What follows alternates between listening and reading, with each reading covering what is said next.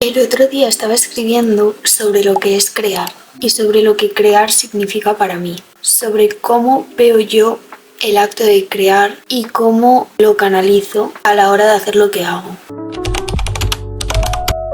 Tengo por aquí el escrito que lo estuve recitando en un vídeo de TikTok, así que si queréis os invito a verlo. Solo con deciros que se titula Crear duele, creo que podéis intuir un poco por dónde van los tiros. Quiero desde un principio dejar claro que este vídeo me lo tomo como una charlita entre tú y yo. Nada de lo que diga considero que sea una verdad absoluta. Como persona a la que le encanta debatir y conocer diferentes opiniones, me gustaría que me dejaras la tuya para que podamos hablar sobre ello. Para entender mi relación con el arte, creo que deberíamos empezar hablando desde que yo era una niña. Yo de pequeña me recuerdo una niña muy creativa. Me gustaba pintar, me gustaba bailar, me gustaba cantar. A lo largo de mi vida he probado diferentes prácticas del arte. He bailado ballet, he bailado flamenco, he bailado sevillanas, he bailado danza oriental, he bailado Bollywood, he bailado danzas urbanas, he bailado hip hop, he hecho gimnasia rítmica, gimnasia artística. Estuve en el conservatorio estudiando el instrumento de la viola, he estudiado por mi cuenta piano. Quizás lo que menos he tocado es la pintura. Lo que os digo, de pequeña era una niña muy creativa y que le encantaba estar siempre creando, maquinando y así. A lo largo de ir creciendo, por unas cosas y por otras, aunque no lo quieras y aunque tus padres no lo quieran, la sociedad te cambia y te amolda a su esencia y semejanza. Es muy difícil no ser encasillado y sobre todo mientras que estás creciendo, que eres una persona muy amoldable, pues a mí se me encasilló como la niña tímida.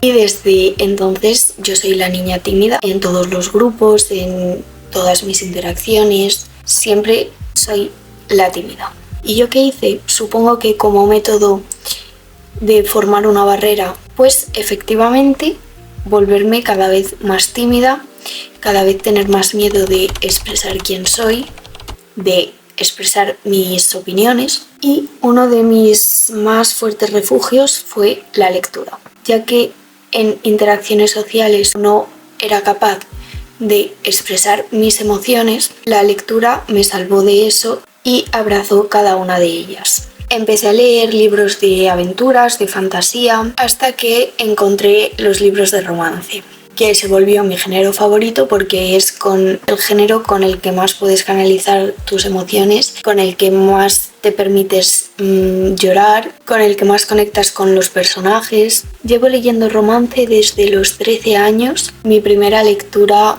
fue Boulevard. Empecé con una historia de amor muy intensa y eso era justo lo que yo necesitaba en ese momento por todo lo que he dicho anteriormente, y a partir de ahí he leído historias pues más tranquilas, historias más bonitas, historias más tensas, cada una con sus matices. Otra cosa que me empezó a gustar en ese entonces fue el rap español. Me impactaba ver cómo los artistas eran capaces de tener esa ocurrencia, de decir esas frases, esas barras, como se suele decir. Me gustaba mucho. Y mi primera acción creativa a raíz de eso fue escribir las frases que más me impactaran de forma pues más bonita, con lettering, para hacerme una especie de pósters para mi habitación. Esa fue mi primera acción creativa después de muchos años intentando encontrarme en esa casilla donde me habían metido desde que era pequeña. Luego, a lo largo de seguir leyendo, empecé a romantizar la escritura. Me empezó a impresionar cómo las escritoras tenían la capacidad de escribir toda una novela en base a su imaginación. Tantas páginas, tantas palabras. Cuando tenía unos 15, 16 años, empecé a necesitar desahogarme y la única forma que veía posible, que no fuera hablando con mi madre, que ella siempre ha sido mi apoyo para todo, era la escritura.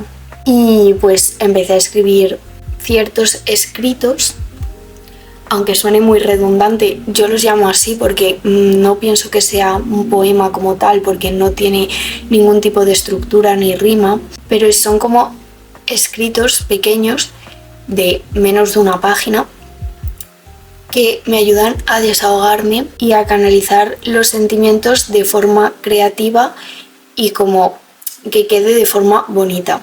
Y eso me empezó a impresionar, porque nunca hubiera dicho que sería capaz de hacer eso, en primer lugar. Y en segundo, es que me hacía desahogarme completamente. En cuanto lo escribía, era como que me alcanzaba una sensación de alivio impresionante. No necesitaba llorar ni nada por el estilo, porque ya me había desahogado gracias a tomarme el tiempo en escribir cómo me sentía de la forma que yo quería expresarlo. Y pues eso me ha acompañado desde los 16-17 años hasta hoy, que tengo 20. ¿Qué pasa?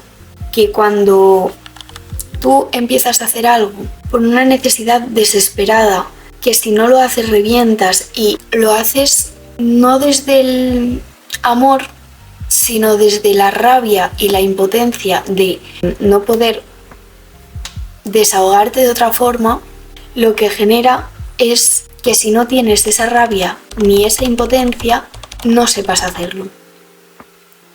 No puedas. Y si en algún momento dado quieres crear a partir del amor, tampoco sepas. Todo eso es lo que me ha llevado a escribir este escrito y a que se titule Crear duele. De esto me di cuenta porque empecé a escribir mi propia novela, que es una novela de amor, que es muy diferente escribir una novela que pues un escrito, porque la novela tiene diálogos, tienes que pues hacer escenas, no tiene nada que ver una cosa con la otra, pero me costó conectar con esa parte de escribir hacia el amor y no hacia la rabia. Y en ese momento, pensando y tal, me di cuenta de que muy pocas veces he hecho algún escrito de amor, y en caso de que lo haya hecho, casi nunca me ha gustado el resultado. He de decir que soy muy autoexigente conmigo misma, pero diría que en ningún escrito de amor me ha gustado el resultado que le he podido dar. Entonces, creo que tengo que hacer un trabajo conmigo misma para dejar de escribir hacia la rabia, hacia la impotencia, ya que he hecho un trabajo muy grande para volver a conectar con mi lado creativo, aunque no tanto como me gustaría, he de decir, pero seguiremos trabajando en ello. Ahora que ya tengo eso, creo que me voy a centrar también en que ese lado creativo salga de algo positivo y no de todo lo negativo que viene de atrás.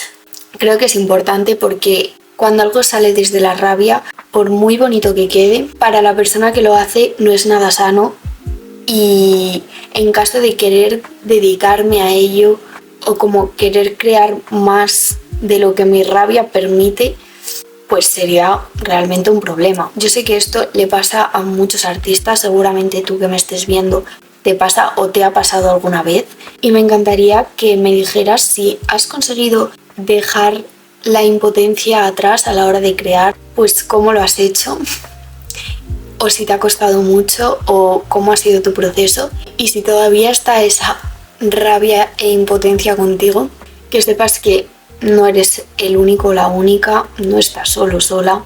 Así que vamos a luchar contra nosotros mismos, contra el sistema que nos encasilla en cualquier sitio menos en la creatividad, porque para sorpresa de nadie la odia, y vamos a intentar ir un poquito más hacia el amor y hacia lo bonito que es crear y hacer cosas con nuestras propias manos, con nuestra propia mente, con nuestra imaginación, tan bonitas. ¡Mua!